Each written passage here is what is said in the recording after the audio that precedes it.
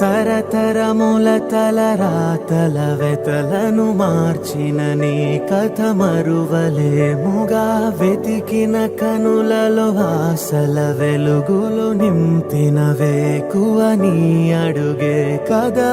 చరిత ఎన్నడు చూడని పయనము, చెదిరిపోని నీ సంకల్పము.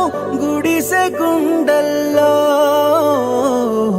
ఊపిరే నింపే, మనసులోతుల్లో